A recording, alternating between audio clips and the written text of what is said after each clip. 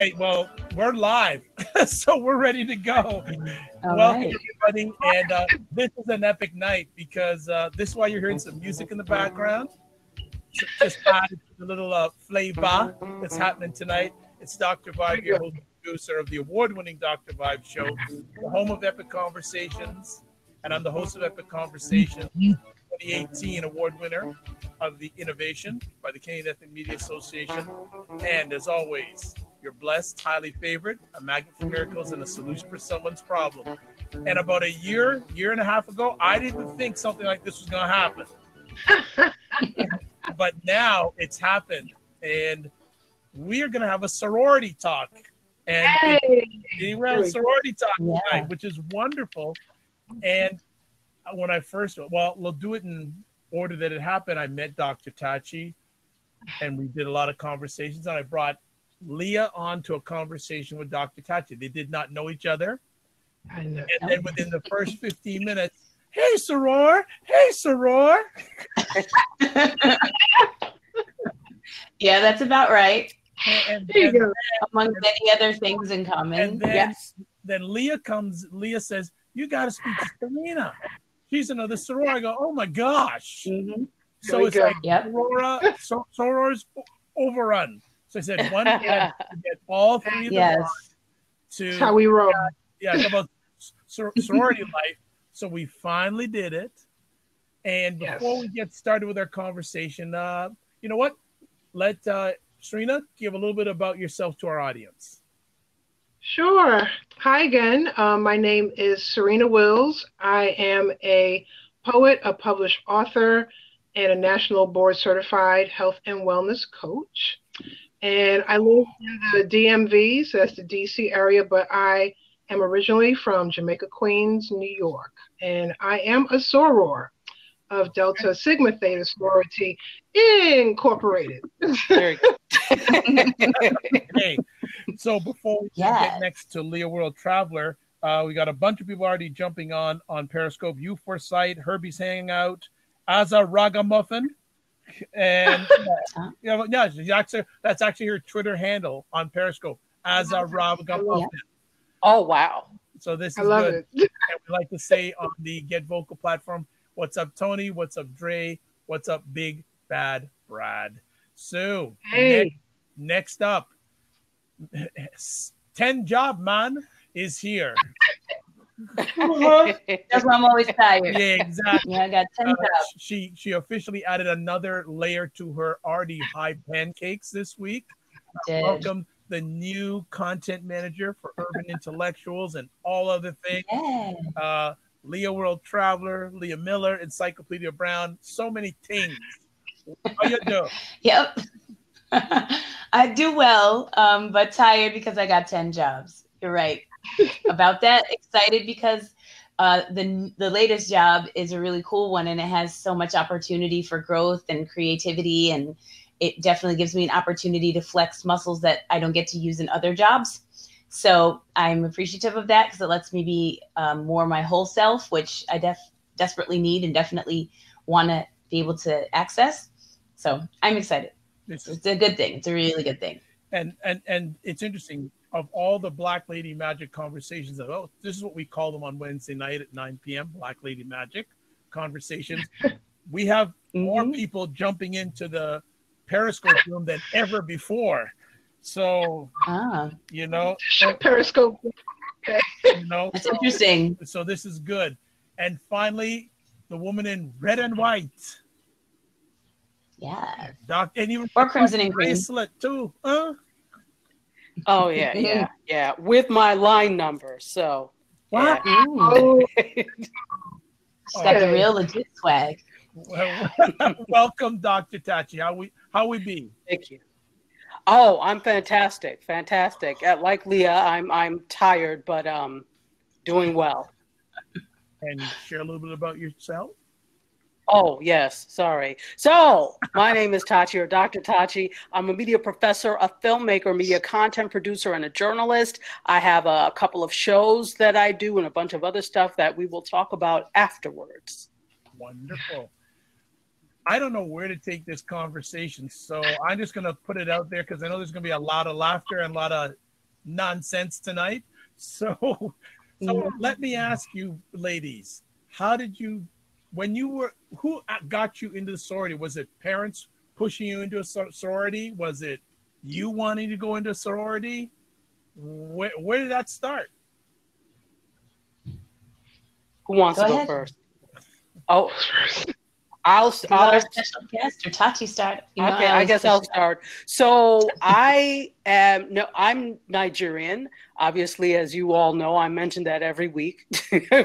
And generally in Africa, although there are a couple of the NPHC, which is the National Pan-Hellenic Council, which governs all the 9 historically Black fraternities and sororities. There are a couple of chapters in places like Liberia, etc. It's primarily started as an African-American thing. And so I didn't have family members that were Greek, that were members of fraternities or sororities, honor societies, yes, but not something like this. So it was really through my, getting to know people. And the funny thing is, I actually started off as a debutante for Alpha Kappa Alpha. So my indoctrination was more, when I was younger, was Alpha Kappa Alpha, because I knew more AKAs that were older than I did deltas. But as I started to go on, there was just something about the delta presence that I really, really liked. And when I got to my graduate programs, all my advisors were deltas. My dissertation advisor was a delta. And so you really see when you're around them, the wonderful things that we do in the community. And so I was just drawn to the power we had in the community, to the power we had in government, to the way that we were so dedicated to, at the time I wasn't a member, but the way I would see them so dedicated to public service and public life and really making a difference.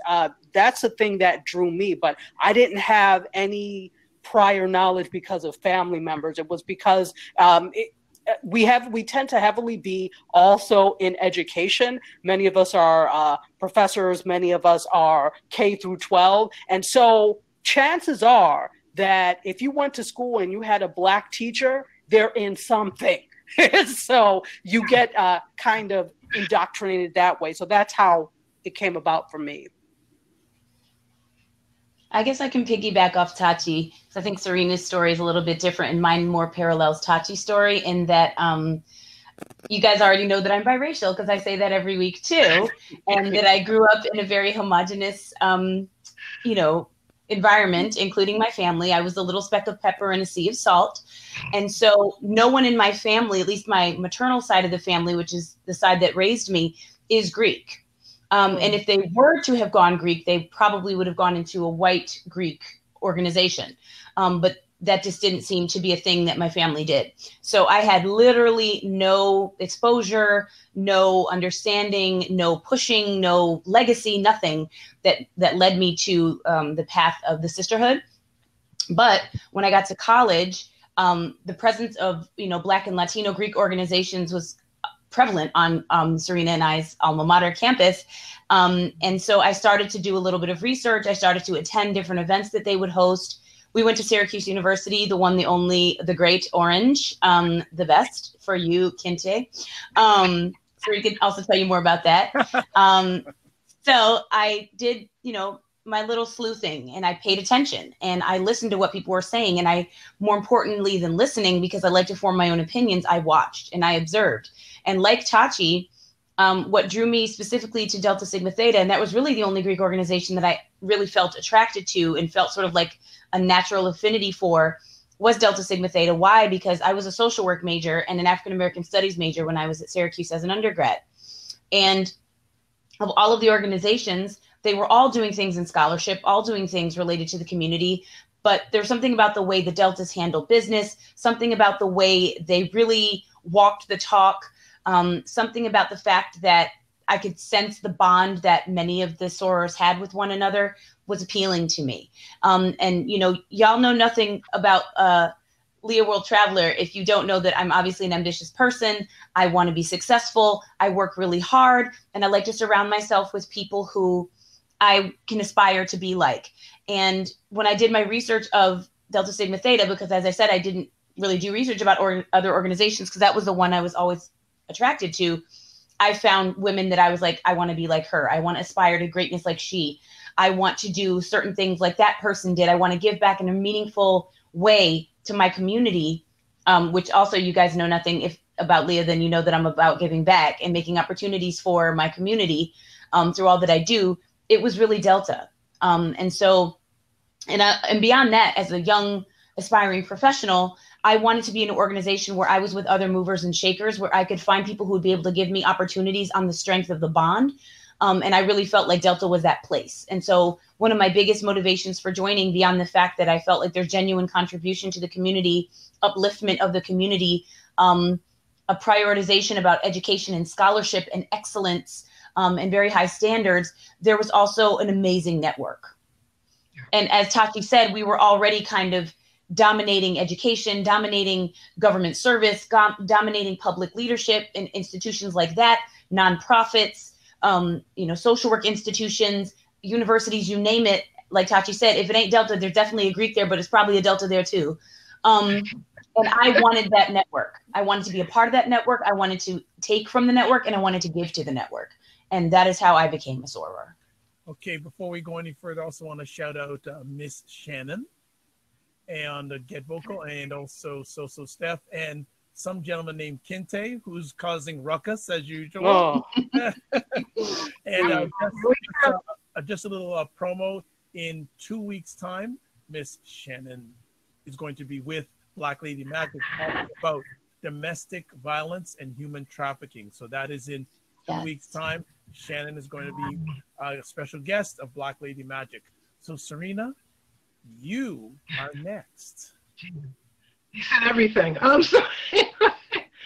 So like Leah said, I also went to Syracuse University, and she did say my story is a little different. So I actually pledged graduate chapter. So I did not go through the undergrad chapter. We'll and explain this because you guys we'll get there. We don't know any of this. We're going to backtrack. Get the story out, and then we'll give you the nuance. Yes. So I got to Syracuse University, and the one thing about upstate New York schools, and Tachi probably knows this too, is the first thing I saw was blue and white. I was like, oh my God. Yes.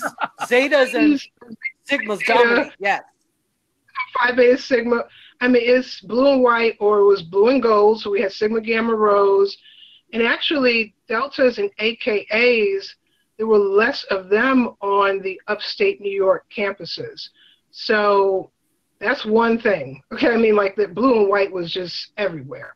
So you had some purple and gold, you had some Omegas here and there, you had some Kappas here and there, but it was definitely a blue and white universe. I actually had a cousin who is a Delta, and she pledged at Syracuse University, but that she was kind of my inspiration. But again, I'm my own person, and when I got to the campus, I didn't even know all my years growing up that I was surrounded by Deltas. My mom was into political activism and, just doing all the research and reading a fabulous book called In Search of Sisterhood, what I read over and over and over again. Anyone out there who aspires to be a Delta should pick that up and own that book and read it multiple times. So I read that book. I checked out the only book in the library at Syracuse University. And back then it was hardcover. It was the only. That book stayed out. I'm surprised you were able to check it out, girl. Because you know that library was not in circulation, or that book wasn't. So you couldn't be hidden. They're like, oh, Serena checked it out last, so we know she's interested. Exactly. Paper trail. On campus. And I just grew an interest. I started attending events. I started to get to know the sorors. Actually, a couple of them that pledged on the Spring 95 line went to my high school. So I was very close with Jeanette and Melanie, very, very close with them in high school, and grew close with them in college. So, like I said, I did not pledge in college for reasons that we will talk about later. But it did not, my interest, just kept growing. So when I graduated college and I moved to the DC area, it was nice to move from a blue and white world to the DC area where you just saw a lot of us, a lot of the Crimson and Cream, very active. National headquarters is here. And I found a graduate chapter in spring 2001 to finally become a member. But I mean, everything about Delta, from the 22 founders that we have, which is a lot to say in itself, that 22 Black women can come together and unite to formulate a beautiful sorority as DST. And back then, nothing was catty or petty. They united, and here we are 100-something plus years later, still properly representing. So I am, out of my family, my mother never went to college, my grandmother and her siblings never went to college. So in the immediate family, I am the first Greek in the family. Okay, so I some of us here are. We need to rewind and give some details. Yeah, because but I would like to know, did someone approach you to get in a sorority? Did you approach them? How did that happen? How did that happen for each one of you? So they don't approach you. No, they don't come to you. You have to go to them, and that's across Greekdom. It's kind of like the whole thing. If you know anything, like the Jewish faith, they're not in the habit of trying to recruit people to convert them. That's not what. So I'm not comparing us to Judaism, but I'm saying it's that same type of spirit. Generally, it's you're looking for leaders. You're looking. This is across all of the organization. You're looking for leaders. If you're talking about an undergrad, people that are student leaders. If you're talking about an alumni, so we're talking undergrad is collegiate. Alumni is what we call our graduate chapters. And I also went through the membership intake. We no longer call it pledging, but we went through membership. I went through membership intake as a alumni. So after I had graduated from undergrad, after I had finished my PhD, actually. So I'm actually the newest member out of all of us because I crossed in 2007. So, okay. Yeah. I crossed, just, what is this? 12 years, whatever, 12 years ago. And when you say cross, that means when you enter the organization officially as a member. Thank you. Sorry. Yeah. Crossing is, okay. means, go ahead. Translate. No, go ahead. I'm just saying I'll translate.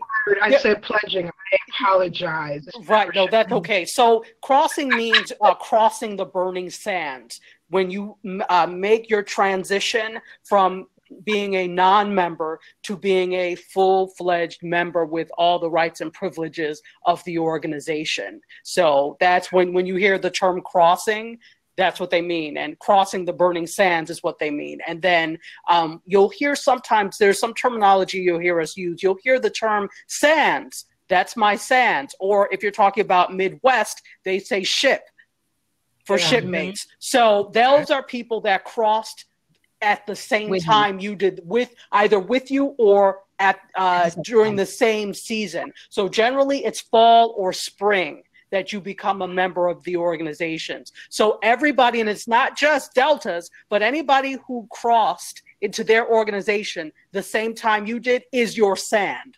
Okay. Exactly. So for instance, I'll give you an example to underscore Tachi's point. So there are, I think we'll get into this a little bit later, but as Tachi said earlier, there are 9 Black Greek organizations that are part of the National Panhellenic Council. So I'll give you an example. One of them, okay, so I see his eyes. So the National Panhellenic Council is basically just a council that brings together all 9 individual Greek organizations to work collaboratively and collectively on a variety of projects that they're probably already doing individually, but it kind of brings them together under one umbrella to kind of galvanize their individual power, influence, initiatives to kind of do something on a larger scale, and also to help facilitate greater inter-organizational communication. As is generally what they're about. So for example, one of the other organizations in the National Panhellenic Council is Omega Psi Phi, which also is sort of the brother organization of Delta Sigma Theta. And so if, let's say Tachi crossed in spring of 2007, if there was a member of Omega Psi Phi that also crossed in the spring of 2007, that person is also Tachi Sands, even though that person is in a different organization. Why? Because they crossed over from being a non-member to becoming a member of their respective organizations at the same time. Okay. Same season. Okay. May I interject? One thing I noticed that we didn't do is give the history of Delta Sigma Theta. Now, and let me give a disclaimer. None of us are speaking for Delta Sigma Theta. We're talking about our individual experiences. The only entity that speaks officially for Delta Sigma Theta is the national president. So I just wanted to make that clear. We're not speaking, we're talking about our own experiences. So Delta Sigma Theta was actually founded in 1913. So we're well over 100 years old now, on the campus of Howard University. So you all can big up Syracuse, but I went to the school where we were founded. So you go through that chapter. Sorry? You go through that chapter. It doesn't matter. It's about Delta Sigma Theta. It's about Delta Sigma Theta. It's not about individual chapters. So you may love your chapter, but at the end of the day, it's about service to Delta. So correct. There we go. So Alpha chapter is just Alpha chapter, but they're also Deltas. So we're founded on the campus of Delta Sigma. Let's not lie and not say there's certain pride that people take in being from the mothership or the or single letter chapters, because that's definitely a thing. Oh, absolutely. Absolutely. The single letter chapters. Right.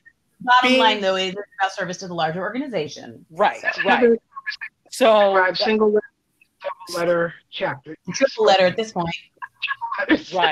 Right. So, that is basically the foundation. And our first act of public service was actually participating in the Women's Suffrage March in 1913. We were, I think, the only Black women's organization there, and we were not wanted there. So we were told to march in the back. Stones were thrown.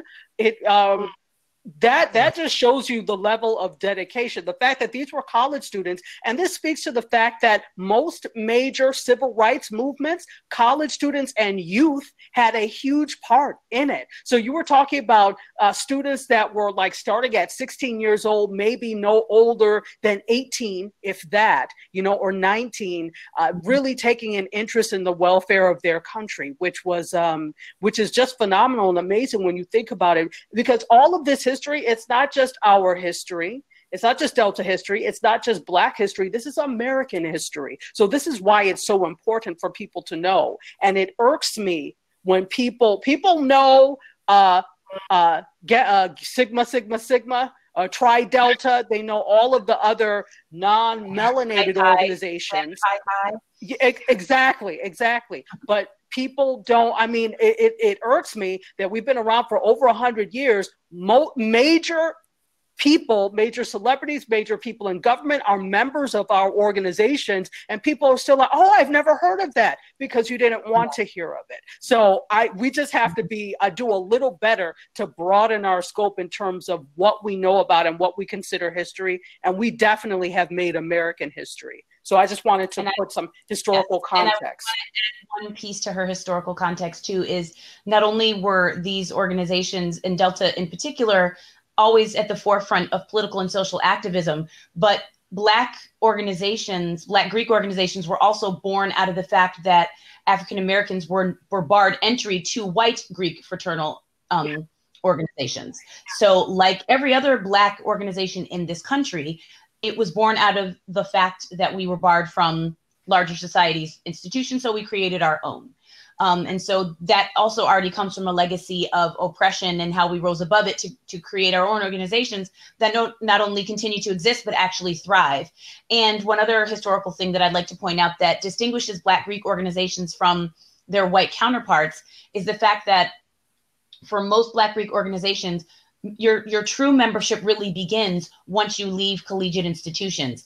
Unlike many of the white Greek organizations where you are active while you're on campus, you're active while you're a student, you're doing community service projects, you're hosting parties, different fundraisers, you're doing, creating little micro scholarships for, kids in the community or tutoring, whatever. When you walk out of the pearly gates of your institution and you graduate, your affiliation really changes. It either kind of dies, or your level of activity or your level of activism within the in your organization also kind of diminishes.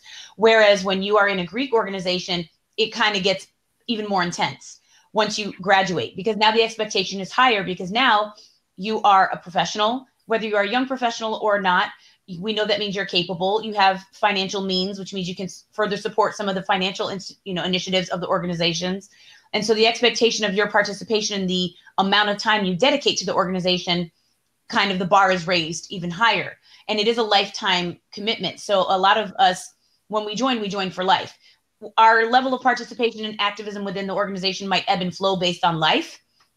Like right now, I'm not very active. Why? Because I'm busy. I've got kids. I can't be at all the meetings. I can't go to all of the fundraisers. I do what I can when I can. But there are other times in my life when I am more active, and we can get into that later. But I just wanted to point out that is a very different example of something that is distinctive to Black Greek organizations that other organizations don't have. So it's kind of like you kind of hit your peak when you're in college, and then that's that. Whereas for us, we're sort of still on the upward march, and then we kind of hit our stride after we've graduated and when you're a professional. And honestly, I think more members come into our organization as graduates. They've left their undergraduate institutions when they join Delta Sigma Theta. And I think really this is probably true of all Black Greek organizations, that we get more numbers of new members from those graduate chapters than we do from undergraduate institutions. Before you guys go any further, just I know I'm not getting a lot of words in, so I got to take it while I can get it. On the Periscope side, at Smart Hip Hop, it's their first day on Periscope, and they're checking out the conversation. Oh, cool. Michael Musnow, thank you so much for dropping by. Jawa Rogabanyan. I don't know I hope I pronounced that right. Yeah, Jarugambian. Yeah, there we go. I was like, that started to sound Armenian, so I was like, hold on a minute. All the names end with Jan or something like that. So they've joined on Periscope and have invited their followers, and and also welcome Marissa on the Get Vocal platform, saying it's a great topic. And I don't want to interrupt anymore. Who wants to continue? Okay, it's Serena's turn.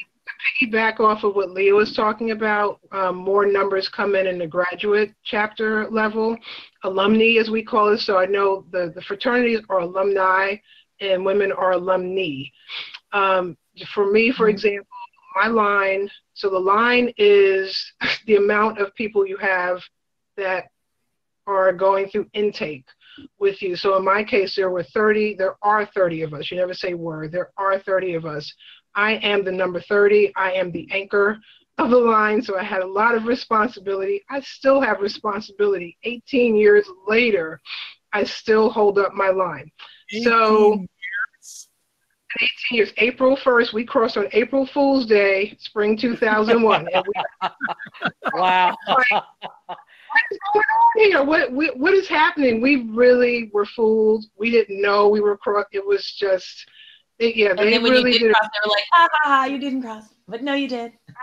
Yeah, that's what we were thinking. Like, okay, they're just going to say, oh, no, it's not. So it's been 18 years just this past week. I know Leah's coming up on her 20th. So we're 2 years apart. 20 years. I guess I'm the oldest Greek amongst us, and I crossed in spring of 99. You're 2 years before. Yeah, so this year is my 20th anniversary. So on April 18th, next week. It was a line in northern. Okay, go ahead. I was good. No, just saying. Do you remember your first few days, weeks in your sorority? Moments, seconds. Okay. I could give you play by play from the moment it happened to the moment we crossed. Okay. Yeah. Yeah, a lot of fond memories. Yeah, for undergrad, because we don't, our intake process is not as long as undergraduate. We actually cannot do but so many weeks. Undergraduate chapter has a little bit of a luxury to go a little longer than us. So actually, let me just correct, because I don't know whether or not you've been involved in a membership intake lately, but the process for the undergraduate with the collegiates there is one process. So across the board, whether you're a collegiate or alumni, there is one process. So, and the process has changed several times over the years, even since I came in. And even though it's only been 12 years, it has changed since then. There are, a lot of things going on in terms of wanting to make sure that people who are invited to membership into our organizations are getting a really good and full process. So there have been some changes in terms of the way we do things. And one of the changes is there's one process. Everybody does one process. That's the official statement. That's the official way that things are done. So there is one process, one set amount of time that it's supposed to be done. So, and there's supposed to be nothing outside of that. So I just wanted to put that out there so we don't get in trouble. We're winding 18 years back. So, yeah, it was, and then with graduate chapter, there are large lines because graduate chapters do not have intake as frequent as undergraduate chapters. So we can go years without having an intake process. And now you have all of these women who want to be deltas or other sororities. For example, Northern Virginia Alumni Chapter just last spring just crossed 70 women, 70, and they hadn't had a line in years. And I forgot, I think over 100 applied. So not everybody makes it. You can apply, but you necessarily don't make it. But yeah, it was 70. Some had over 100 women, which I think is really a bit much. But the graduate chapters are becoming more and more women because of the gap in time that we have our process. So yeah. So go ahead. No, I just find this fascinating because I didn't know how deep and how serious this is, and I'm getting a very good eye opener in regards to I know it was serious, but you ladies are just taking it to a whole other level. How I don't even know. I should just let you ladies talk, really and truly, and just listen and learn.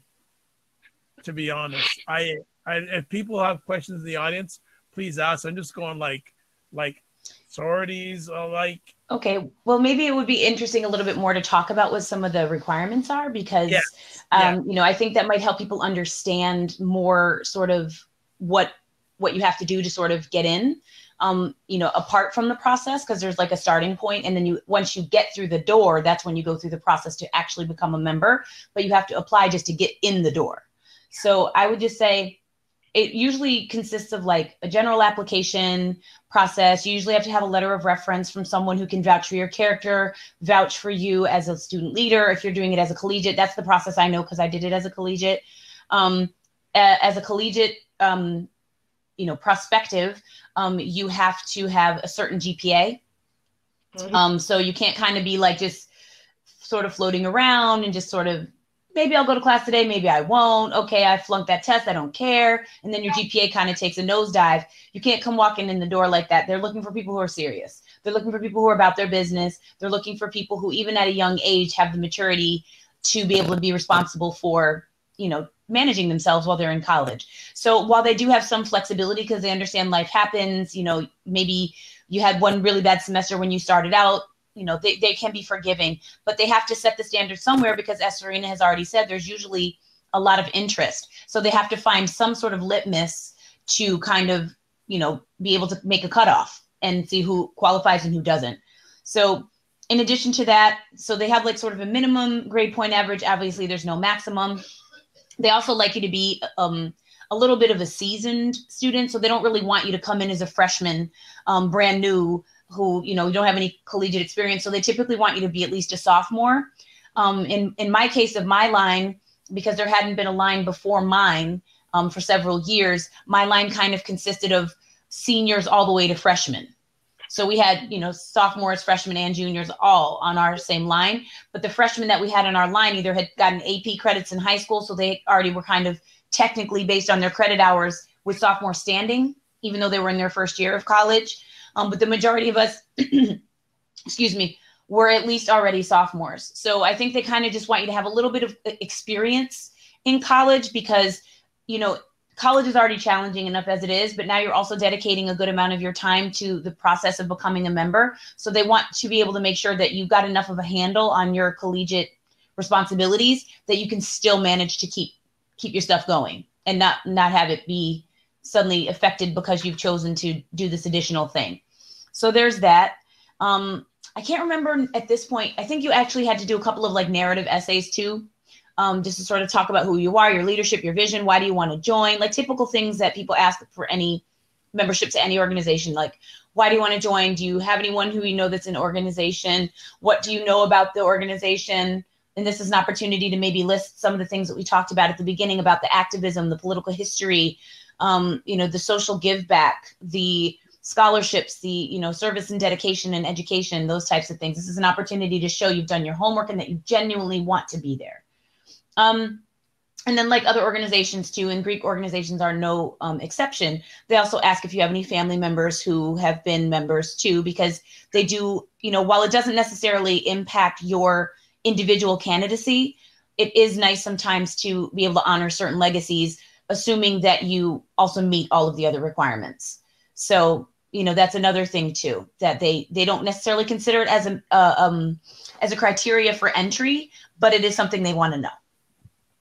So I think that's it, but you guys go ahead. I just wanted to add, you were very thorough. I just wanted to add that we have in Delta, just like the other organizations, but we have a meeting for women that may be interested called a Rush. And that is the only place that you can get an application. So if you miss the Rush, it's too damn bad for you, because you can't get an application unless you attend the Rush. And that is where you find out a little bit more about the organization and about how we consider what we consider for membership and the intake process. And so it's a basic overview, and that's where you would gain or get an application. And again, as was said, simply because you apply does not mean that you're going to be accepted.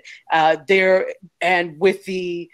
the thing, with undergrad, it is, part of student, they have usually most colleges have some sort of Greek life, which is part of student activities. So they're putting up flyers when they're having a rush or a smoker or whatever the organization chooses to call it. Hold on a second. What's a smoke? Smoker. So it's the same thing as a rush. It's an interest meeting. So different organizations call it different things. So it just really depends on who the organization is. We call ours a rush. So, it's publicized. Once for alumni chapters, it's publicized, but it's a lot more difficult to find out about it than when you're an undergrad. Obviously, in undergrad, you're required to post posters and things letting people know. That is not a requirement for us. So this is really when you see people that are serious about membership in the organization, because they're coming to the events. We're seeing your face. We're not just seeing you when you decide, oh, they're having a line. Let me start going to their events. So if you're coming to things, you're going to probably by default know when there's a rush or something happening. You're going to get to know some of them. And to be honest, why would you want to seek membership in an organization full of people you don't know anyway? So, there's a whole kind of process for that. So, but Leah, you did an excellent job of explaining. I just wanted to add the rush part. Yes, and the rush is key. And I did forget to mention that. And that is sort of the first thing, because if you're not at the rush, you're not in the organization, just like Tachi said. And it is actually easier on a collegiate campus because of the reasons that Tachi said, but also because word of mouth. So even if you didn't see the flyer yourself, your homegirl did, she's going to tell you, so now you know about it. But in the real world, you're not going to know who the other people are who are interested. On a college campus, you kind of already know who else is interested, and you're already in touch with each other. So you're already saying, hey, girl, have you seen anything? Have you seen anything? Oh, I think I saw something in the library. Oh, I think I saw something in the student union. And then, that's sort of how everyone kind of knows that there's going to be a rush and they find their way to it. But I think it is more difficult in the real world because you don't know who else is interested. So you just, you're lucky to show up. And really quickly, to the point that that was put out there before in terms of the sheer numbers, alumni, it's a lot of work to do a membership intake process. So sometimes, there'll be long stretches of time. Before I became a member, The chapter I came through had not had a line since I came through in 07. Their last line was 1999. So that lets you know that there are long stretches of time. And then they had another line. When did this line cross? 2017? No, 2018. It was last year. So how many years? I crossed at 07. The next one was 18. Simply because, you know, it takes a lot of work. There are, at the rush that my chapter had for the last line we had, which was 2 years ago, 400 women came to the rush. We had 19 cross.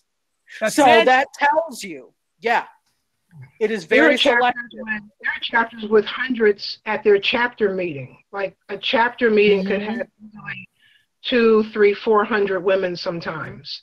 A chapter meeting. And going back to the graduate chapter now, back in 2001, there was no social media. So even now, I will tell people they think it's easy. Oh, you know, we'll just go on Facebook and find out when this chapter is having a rush. No, it will not be on Facebook, Twitter, Instagram, nothing. It's really about who you know, and are you a participant in volunteering?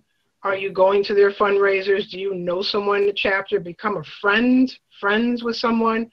But you won't find it on Facebook and social media. So it's still very difficult. You know, Serena, that's very interesting because before this conversation started tonight, I was trying to find some information about some sororities, Black sororities in the U.S. I couldn't find hardly anything. Well, every sorority they all has have a their website. though. They all have a website. So, and that is the official. And okay, so there is a reason for all of this to cut down on the renegade information that's out there, because there are people that may be members, but maybe haven't been active in a while. And they're out there putting out things that may not be so anymore or may not be the case. I mean, through no fault of their own. But again, that's why they try to mitigate risk by having centralized places of information. So that's local chapters and their leadership. That's the national office and their leadership. That's regional offices. We have 7 regions. I'm in the southern region, which also includes the Bahamas. So so we're an international organization, truly. So the reason for that, you can always find a national website for all of the organizations. But as far as some of this other renegade stuff, they try to cut down on it so that there is official information and one type of official information going out. That doesn't mean that you don't find renegade stuff. But for the most part, that's probably why, because they try to control the narrative as much as they can. I just put also in the chat box and Get Vocal the link to Delta Sigma Theta's national official website. So you can sort of peruse through that later on your own time. And all of the other 9 organizations, including Delta Sigma Theta, also have similar sites for their individual organizations, as well as the National Panhellenic Council has their own site as well. Exactly. Okay. All right. Then, so how has being part of a sorority benefited each one of you? Who wants to start? Serena. Yeah. I will start. So, as my story is a little different, I could not pledge. Sorry, couldn't go through intake process at Syracuse University. As Leah said, there was a huge gap at Syracuse. I was a part of that gap, so I had to wait it out. And it was, I tell people, patience truly is a virtue. And, you know, I was in the DC area for 4 years. I found a chapter, got active, volunteered, did everything I could do so they knew who I was. So when I went through those doors, I wasn't a stranger to the chapter, and I knew familiar faces. I will say these past 18 years, especially with my line sisters, it's hard to get a lot of Black women together. It still is hard to get us together. 30 of us have not been in the same room in years, but there are certain ones where if I need to call on my soror, if I need help, if I need assistance, If I need support, if I'm doing something, a book signing, they are there. Just the fact of going out and just serving our community together, especially in this DC area. We are thick in the DC area. And even though I have not been financial, due to things that happen in life, like illness and then having a child and everything else, it doesn't matter. I'm a Delta in my heart, and it has greatly impacted me. And now I have other sisters coming behind me who are now millennials that didn't have an opportunity to do it in college. So they come to me, and I tell them my experience with the graduate level chapters, and they're inspired and they're encouraged. So it's just amazing. As soon as you say, yeah, I'm a member of Delta Sigma, that's it. I don't even have to say the rest of it. And women will just embrace you. And we have some powerhouse women in the all over the world, but just here in the DC area. I go to church with Reverend Dr. Gwendolyn Boyd. I mean, It's just, yes. And so she's the one that got me to, example, she's the one that got me to my church home. I never even heard of my church home until I heard her speak at an event. And she said, if you're looking for a church home, please come to Ebenezer AME in Fort Washington, Maryland. That was 15 years ago. And I walked through those doors in 2004 and never looked back. And it was because of her.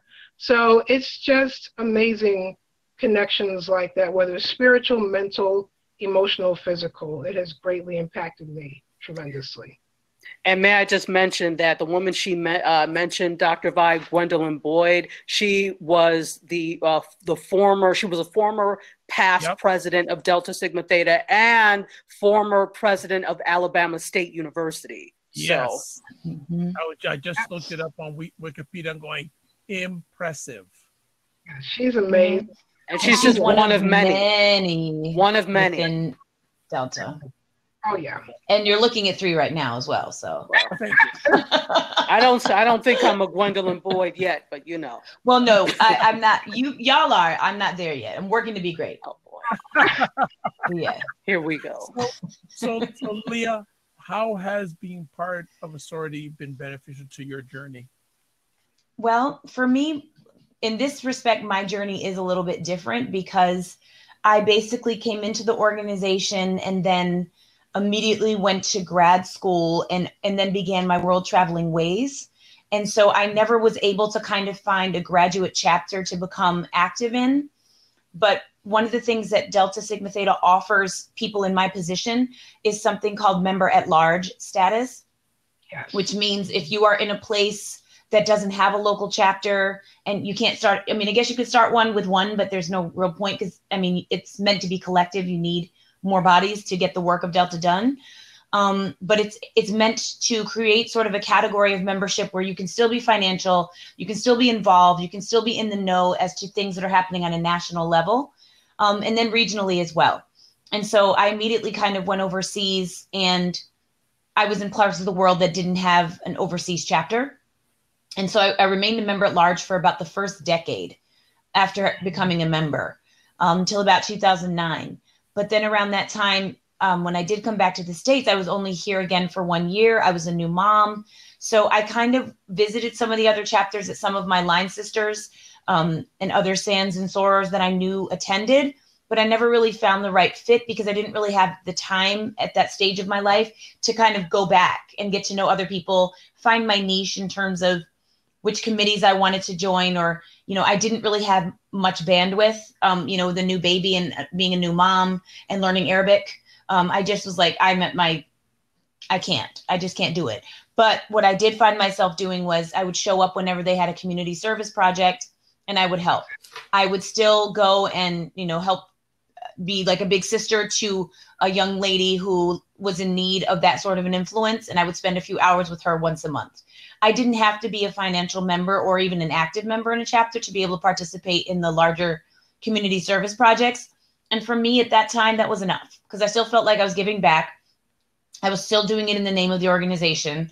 I was still making a difference. And fundamentally, I was doing some of the best work that the organization has done since its beginnings, which is the give back, the community outreach, the upliftment. And so I really wanted to do that. And then, of course, I went back overseas. And so, and then I remained overseas for the last several years. And again, anytime I've been here, it's been for a year or less, which really isn't enough time in my view for me to kind of find a chapter that fits for me. Or even if I do, I can't be as involved as I would want to be in terms of my participation. So I just haven't tried to. But I would say beyond that, though, much like Serena mentioned, I don't have a direct story with Gwendolyn Boyd, though that would be awesome. But I'm really always impressed by the work of the larger organization. I'm still inspired by the things that they do, the influence that they have, and what they stand for in our larger communities. And so if for nothing else, what has been really beneficial to me is just the model of Black excellence and excellence, period. And the model of, what success looks like in terms of being always with a philanthropic mind. So you might be individually successful, but what are you doing for your community? To me, you're not a successful person if you're doing it for yourself and only for your own family. To me, what I find my definition of success includes someone who has quote unquote made it or is on the road to making it, but they're looking back, they're reaching back as they climb up. And that is what I believe Delta is about. And that is what I still see. So it continues to be a model for me of what I want to be when I grow up. All right, Tachi, how's it benefited yourself? Oh goodness, in so many different ways. I again don't have a cool Gwendolyn Boyd story at all, like Serena, but it is just an honor and a pleasure to be around many like-minded individuals. When I moved because I became a member through the Pompano Beach Alumni Chapter, which is now the North Broward Alumni Chapter. However, I'm a part of the South Broward Alumni Chapter. Not that all of that is, but just giving you, some grounding as to it. So when I became a member, before I became a member, I had just moved here actually, and I really didn't know other Black folks, which is fine. I had my colleagues at the university, but I wanted to make some connections with other people that may have had my same experiences. So I was like, all right, and I knew that this was the time for me to pursue Delta. It wasn't the other time. I had just finished, my PhD. That's a very difficult thing. It's difficult to go through a membership intake when you're working on a graduate degree. So I knew that this was the time to do it. And so, just becoming a member and then seeing the level of things that people were able to do, and then meeting other Black women. I didn't really know any other Black women in this area until I became a member of Delta Sigma Theta. That and I was one of the people who helped to restart the Urban League Young Professionals in this area. So that was how I started to meet more people of color, particularly Black people in this area. Not that they don't live here, I just did not know them. And the spaces that I navigate, they weren't necessarily there. So, on the university, like I was one of two in my department. So obviously I wasn't going to meet them necessarily there. So I had my colleagues, which were, some of my colleagues, we were really close, but then I started to meet these women. So it benefited me in that way because I was able to make connections with people who may have had the same life experiences as I did, who had the same goals. And the thing is, when you say benefits, the benefit for us is going to be different than the benefit for some people joining other organizations, because in order to pursue Delta, you already have to be kind of together. That we can use. So whoops. I don't know. Are you all hearing something? I heard something now. Oh, okay. Wow, it's gone now. Yeah. So you already have to be kind of together, and especially on, since I came through as an alumni, most of us were already in our careers. We were doing things. We were already together. So the mindset is, what can we do for you rather than how have we benefited from it? So I can see I benefited because I have these lifelong friendships and sisterhoods now. sisters now. So, but in terms of benefits, I see what I have done and where I can do more so than the huge benefit, because that's what we do. You realize that this is a selfless venture and it's about service to the community. We are probably going to be all right because you have to be college educated in order to be here. Our goal is now, how do we then go back and uplift the people that didn't have the advantages we all have in this organization? Okay, so just update a little bit. Greetings to LA. Good to have you here. And LA hosts a great conversation called The Elephant Room. So please follow it on the Get Vocal platform. And again, if anyone wants to come into the room, just message me on the Get Vocal platform and I will certainly step out. LA, you may want to come in because LA is an educator at the University of Toronto, aka known as the Harvard of the North. So LA, if you want to come in and join the conversation, I'll certainly can step out. Are you seeing, and I know Serena mentioned this earlier on, are you seeing influxes of millennials coming in to sororities? On which, the graduate level? Whatever level, because you guys know more. I'm just asking a general question. You guys are the experts. So if I may, go ahead, Serena. Touch. With alumni chapter, and I was going to say that that's the one thing with collegiate, it's, college. And you have some, women and men who are, a little older. They go to college and they may choose to go through intake in college, but alumni can go anywhere from ages 22 to, at the time when I was in 2001, I was 26 and the eldest one on my line was 51. So there was a huge gap. Her son was actually our age. So you see a lot of just, it's just random, and that's the beauty of it. It's not just women in their 20s and 30s. You have women who are coming into the sorority in their 50s, 60s, and sometimes 70s. It's in their heart, and they finally, have the opportunity to take it and go forward. And, they say, it's a lifetime commitment. So whether you're 70 and you ride this out all the way for another 20 or 30 years, that's what they choose to do. I'm starting to see, I know in the DC area, because of the gap, depending on what chapter you belong in, the line I was talking about just last spring, there were 70 of them, and the range was very wide. It was from right out of college, didn't have an opportunity like me, to a woman almost 60 years old. So that's what I'm seeing more of. It's just a broad range. Wonderful. And I just want to shout out to LA is hanging out with a wonderful lady named Nova Browning Rutherford, who is an outstanding life coach, facilitator, mindful coach. I think I sort of got it right. And actually, if Nova is watching, Nova, two of the ladies that I want you to speak with are on this conversation right now, Leah and Dr. Tachi. So you are seeing them in action. So we will get a conversation with both of them individually in the very near future. Dr. Tachi, you wanted to say something. You let Serena go first, but you wanted to add to something.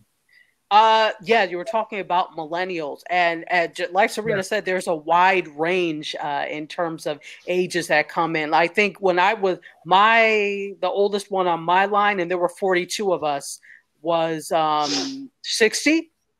So yeah, you have a wide range. And in terms of millennials, this is the interesting thing. And this is where we need to start to preserve our history. And it kind of crosses over to what Leah was talking about last week in terms of preservation of our history. You had obviously, we're at all types of different schools, all types of different institutions, PWIs and HBCUs. Well, what happens now, what's starting to happen now, you've got places like the University of Alabama. Now I'm talking about undergraduate. So you have places like the University of Alabama where they have the largest Greek presence or the largest Greek system on a university campus in the US.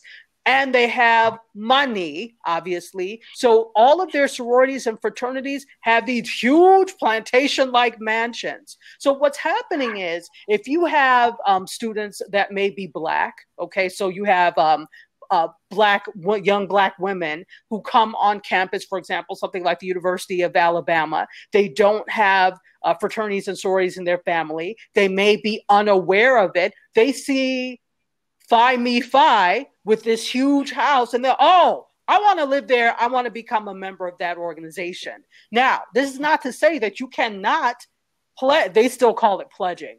You cannot pledge an organization that is non-melanated or majority non-melanated. You can do whatever you like. However, there is a lost history when that type of thing happens. And not that that is the norm, but we're seeing this more and more on campuses. And this also crosses over with, we have a lot of students who are also choosing PWIs over HBCUs. That's another thing. And again, go to the school that you feel fits well for you. But again, you go to a PWI, and you may not see, and you traditionally on PWI campuses, predominantly white institutions, the numbers in the chapters of the NPHC organizations tend to be smaller. So whereas you go to Clark Atlanta and you've got 30 or 40 deltas on the yard, you go to some place like, Ohio State, and you may have 7.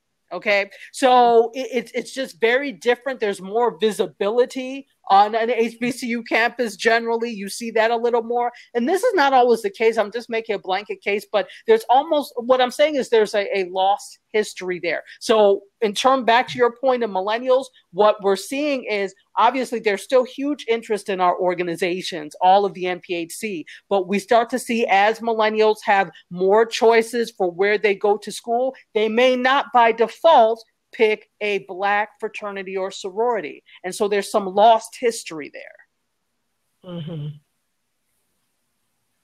Miss Leah, I know you're tired, so if you need to step out, you're more than welcome to. Yeah, I'll give you guys like till 10:15, and then I'm gonna go to sleep. Okay, well, we'll definitely be finished by 10:15.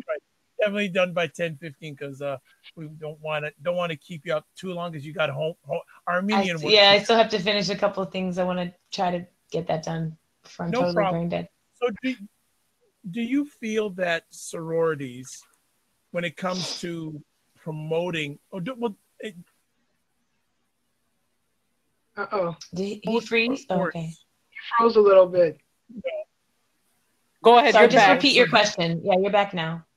Yeah, I'm just saying that, should sororities, in your opinion, keep their organization the way they are right now? Because it doesn't seem that they really promote themselves a lot.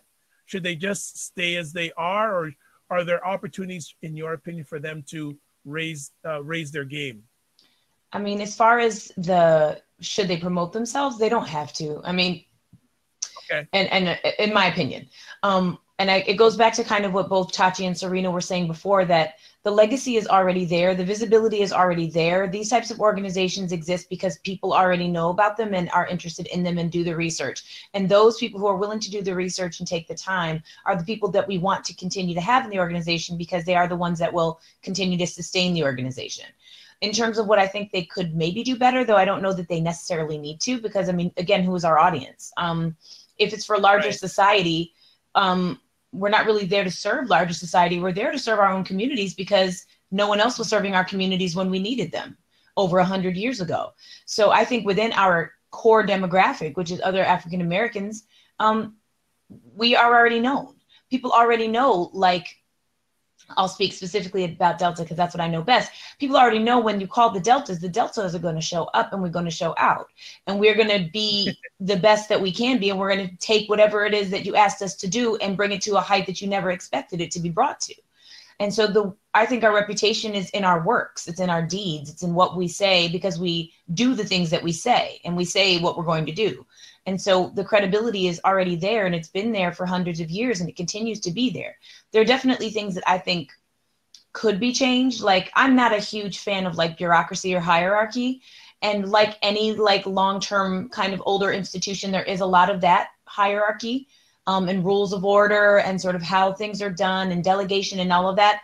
And I definitely think as we move into a more digital age and into a time where things are more, there's other modes of communication and other sort of modalities to manage. I think that, you know, being open, a little more open to some of those things could make it a little more palatable to younger generations that don't necessarily have experience with that type of operational system. And I mean, even for me, as kind of a cusp person between Gen X and millennial, I don't know, I get a little bit irritated by some of the bureaucracy and hierarchy when I'm at meetings. I'm like, just get to the point. I don't want to hear the minutes. I don't want to hear all this. Like, can we please just get to the decision? Like, I don't care about this. But there is an element of importance in that too, because that is the tradition. If we just did away with it, then the tradition that was started 100 years ago would be lost, just like what Tati was talking about. So I understand the value in it, but when you're at the stage of life where the three of us in this room are, where we're busy with our careers, we got things pulling us in all kinds of directions. In the case for me and Serena, we got babies that are also taking up whatever little bit of time we have. Being in a meeting for several hours that doesn't necessarily have a tangible outcome is not necessarily something that is desirable to me at this point in my life. But as a new member of the organization, when I had more control over my time and how it was spent and didn't have as many demands on my time, and I foresee in the future as a member, once I'm an empty nester or I kind of stop having 10 jobs and I just go back to having maybe 2 jobs or 5 jobs, which is not very many jobs for Leah. And I have more patience and tolerance for that, then I kind of feel like I can probably deal with that better. But it's just my nature that I just want to get the work done. Like, I don't want to talk about it. I don't need a meeting about it. I don't want to be in nobody's committee. Just tell me what needs to be done and then we can get it done. So that's, you know, but I don't think that's unique to Delta. I think that's really all organizations. So, but I can only speak about my own experience, but I have friends who are in other Greek organizations who have similar complaints about the sort of hierarchy and, you know, administrative management of chapter meetings and sort of how information is disseminated and things like that, that they also kind of balk against. That's just me. You know what, Leah? Yes. I'm going to let you give your sign off. Sure. Because you got stuff to do. So how can people get in touch with you? Okay. So, gosh, there's so many new ways that you can reach me. But this will lead us to 10:15. Yeah, it'll take the next minute that I have. But basically, if you want to keep up with what I'm doing, just look for Leah World Traveler, LIA World Traveler. That's my blog. I'm also Leah World Traveler on Instagram and Facebook. If you want to connect on Twitter, I'm at Leah World Travels. As Dr. Vibe was saying at the top, I am now the new content manager for Urban Intellectuals. So you can also find me on the Urban Intellectuals platforms. I have an email address. It's leah@urbanintellectuals.com. So you can reach me there as well. You can message me through the Urban Intellectuals pages for things related to Urban Intellectuals. If you have things related to other topics, just hit me through normal Leah World Traveler. And I'm also a new contributor for Madame Noir magazine, online magazine. So if you have specifically mommy content that you want to see, or if there's an issue that you want me to address, message me and let me know, and I'll try to pitch it to the editor and see if she accepts it. Chances are she will, because if you're interested, probably are other people too. But that's the best way. Leah World Traveler. I'll put the rest of my stuff on the sidebar. All right. And then I'll get out. Leah, I'm going to click you out via the screen, but you can type your other stuff in. No problem. I'll go out here. We will. Wow. Okay. She was quick. Boom. She said, I'm telling you. Wow. Okay. I know you're still here, but just like wow. So other two, Serena or Tachi, are there any opportunities for sororities to raise their game? You want to talk first, Serena? Oh, yeah. So I will say this. So as a mom and as a single mom, I want to get back, I want to get active and whatnot. So when I used to live in Dallas, Texas, I was very active with the Metropolitan Dallas Alumni Chapter. And I didn't have my son yet, but there were other, sorors that had children. And the one thing I really gave them major props on is that, well, first of all, we owned our own house. We owned property, which I feel is crucial. It's very vital. We don't have to go to a library or try to get to a public school. We had our own house. But because we had our own property, we were able to have child care. So, so if you wanted to come to the meeting and you're a single mom or you just couldn't find someone to watch your child, we had child care services in the back of the house. So now you can participate in the meeting. You could be active, could be involved. And the blessing of that was your children are now watching you be active in this dynamic sorority, boy or girl.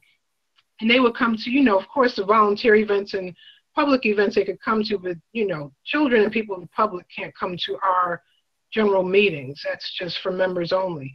And the one thing when I moved back to the East Coast and I had my son, there was a chapter that did have childcare, and their meetings were down to like maybe 2 hours flat. So I was like, wow, 2 hours on a Saturday and they have childcare. It's amazing.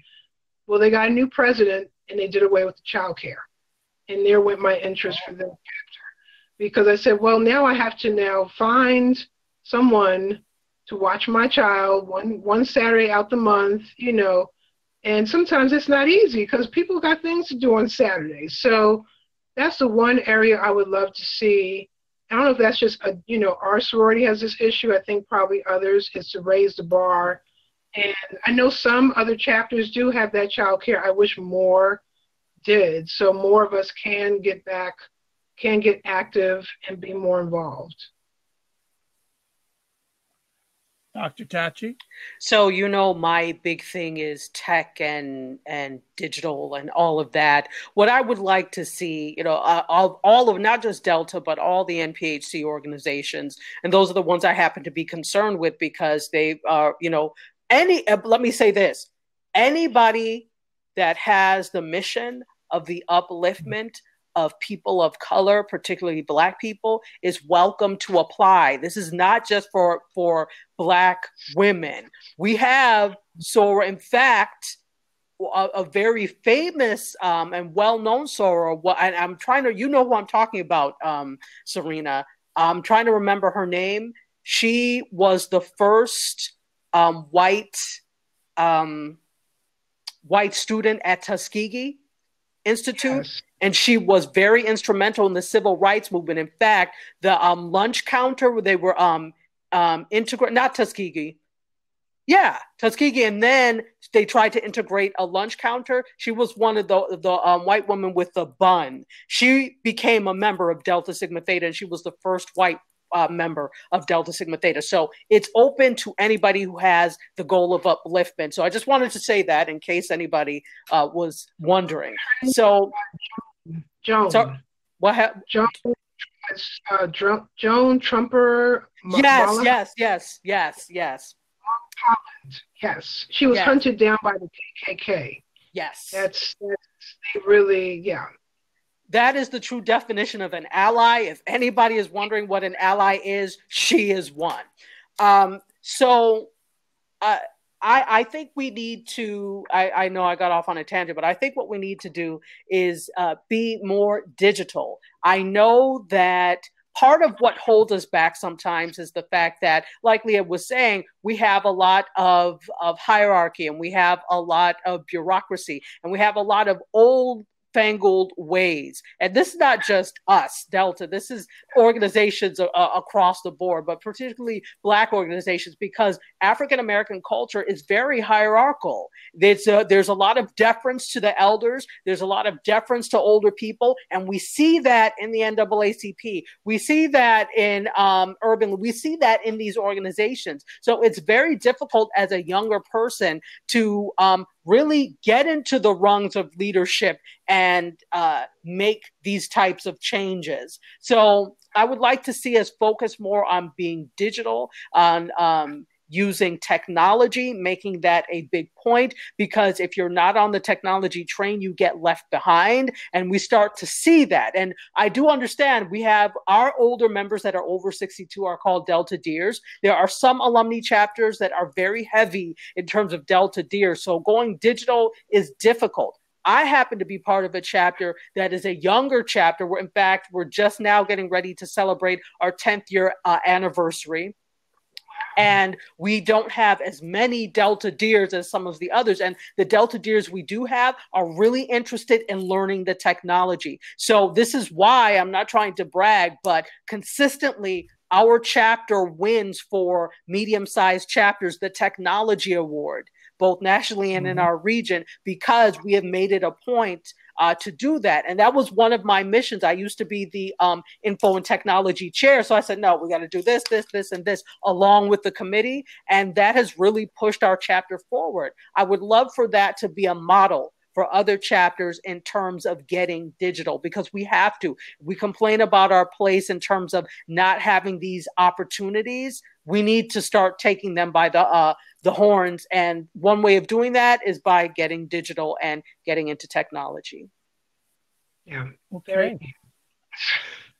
I think that's a great way to end off the conversation.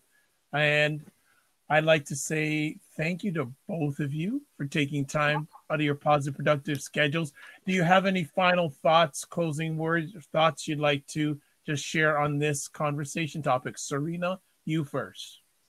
Well, I was talking to you before. I told you could have a Divine Nine series. and I mean, literally every week bring on a different sorority, fraternity. I'd love to. If there's any way you know any contact information to any of the other sororities, I would love to reach out to them. And what I would do is just give them a copy of this conversation to see how it rolls. I'd love to do that. Yeah, because we all have very rich histories. I mean, we're all different, uniquely different. That's what is the beauty of us. And the one thing I really, really love as we're getting older, I saw this somewhat in college, but now more on the alumni and alumni level, we work together more. They call us the Divine Nine. So you might hear D9, Divine Nine. That is the nine.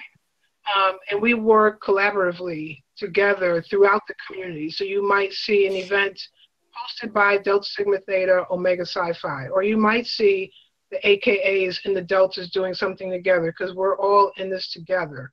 So that is the beauty of it. So it would be great to see a series. I know quite a few in each, except for there's one fraternity I don't really know a lot of people, which is Iota Phi Theta. I know one gentleman, and I could probably reach out to him. They're one of the newer, they're not new, but they're the newest to the Divine Nine, but I don't know a lot of them, but I think that would be great. And again, you know, we are getting older, and for those millennials or younger women that want to learn more about the history, because as Tachi said, you know, we need to catch up on this digital divide that we still have going on, so we can attract those younger women to come into our sorority. I would love for them to reach out to me at any time. Excellent. And before I get to Dr. Tachi, how can people get in contact with you? Sure. So I am at serenawills.com. So that is my publishing and my writing website. I am also a National Board Certified Health and Wellness Coach. So I would love to talk to that woman as well, Dr. Vibe. She's a mindfulness coach. Love to talk to her. I studied that in grad school. So my health and wellness coaching website is Divine Right. So Right is spelled WRYTE.com, all one word, divineright.com. I'm on Facebook at facebook.com/Serena Wills. And I'm on Twitter and YouTube under Divine Right, spelled WRYTE. And what I'm going to ask you to do is, while you're still on our conversation, you can type out that information on the side. Oh, in the comments section. Oh, no, because you're on a tablet, you're not able to do that. I'd say, no problem. I'll see if I can put it in while Dr. Tachi closes out with final words and contact information. Just that it has been an honor and a pleasure to be a member of this organization, because this also means that I'm a member of an organization that created history. I mean, all of the 9, if you research them, they all created history in some way, shape, or form. And it's not just about being the first or being the last. There are things that have happened for all of us that have made the American landscape so much richer. So it's just an honor to be a member of this. And I can't wait to see what the next 100 years brings us. There are, let's see, this is 19. Okay, next year, Zeta Phi Beta will be celebrating their 100th. And in 2022, Sigma Gamma Rho will be celebrating their 100th. Then this will be a while now. 2062 will be Iota Phi Theta's 100th. So as we're all approaching, passing our 100-year mark and approaching 100-year mark, I can't wait to see what the next 100, I mean, I won't be here, but I can't wait to see what the next 100 brings. And hopefully it's in the direction of not only solving these societal ills that we've all worked so hard to try and eradicate, but also getting on the up and up in terms of technology and science, etc. Oh, and now my contact information. You remember your stuff now. So you could reach me several different ways. I am the host of Mediascope, which happens just about every Wednesday not today, but it happens every Wednesday at 6 p.m. Eastern Time on Periscope and Facebook Live. Also, simultaneously on WJMSradio.com. I talk all about media, tech, and pop culture. In my opinion, the best in media, tech, and pop culture. Also, I am the co-host to the TV channeling podcast out with my friend in LA, Kevin. We do TV reviews and talk about TV, film, and entertainment news. That also is on WJMSradio.com.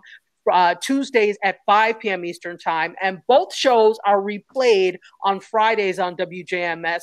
Mediascope is at 2 p.m. Eastern Time, and TV channeling is at 5 p.m. Eastern Time. So you get to hear me twice a week on WJMS Radio. You can reach me on Twitter at Tachiata, same thing on Periscope at Tachiata. I'll put all this in the side. You can also reach me on Facebook on the Mediascope page at Mediascope16.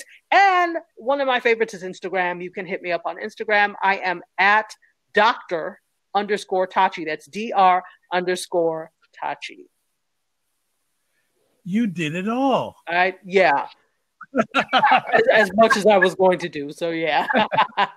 Okay. Well, before we wind it up, just want to say thanks to everyone that was on the Get Vocal platform. That's Kinte, Steph, Cliff, Badges, Steven, Big Bad Brad, Herbie, Free for Real, J-Mog, and of course Leo World Traveler. Earlier on, we also had Tony and Dre in the house.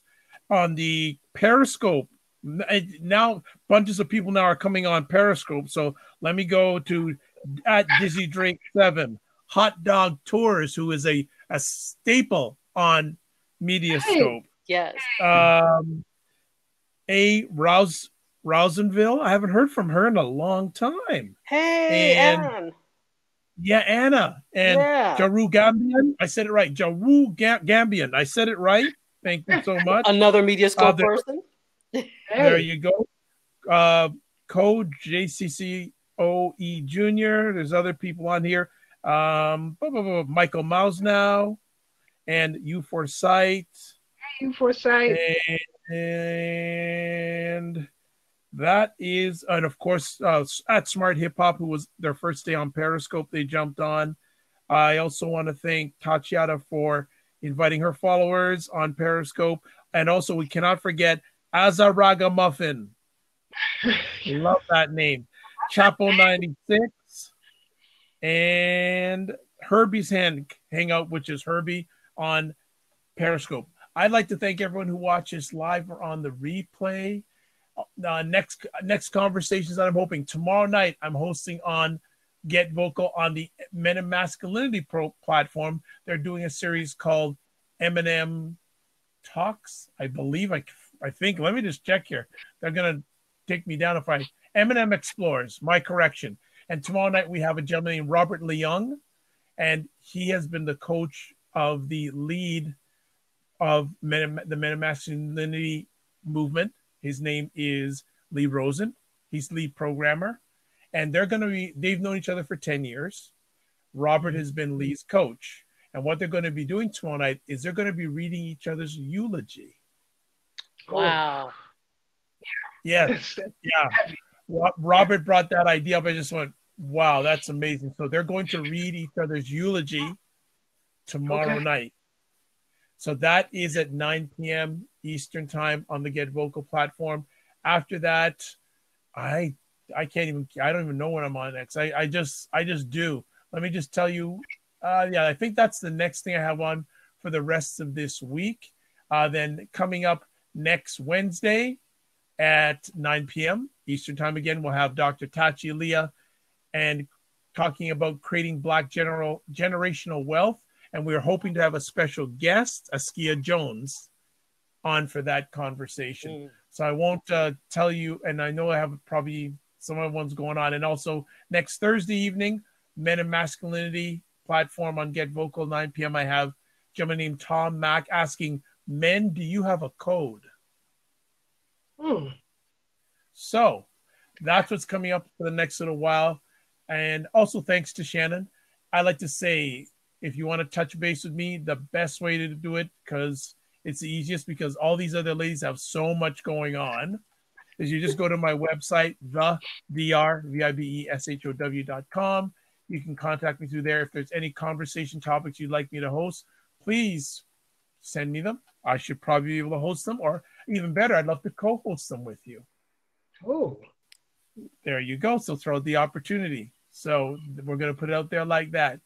I will finish off with, as always, live your life as a dream. If you can dream it, you can make it. Next up, sometimes you have to get smaller to get stronger. Block assumptions. And finally, aim bigger, aim better, aim higher, aim wider. God bless. Peace be well. Keep the faith and walk good. And if I didn't mention you, it was because of my head, not my heart. Good night, everybody. Be well. Bye.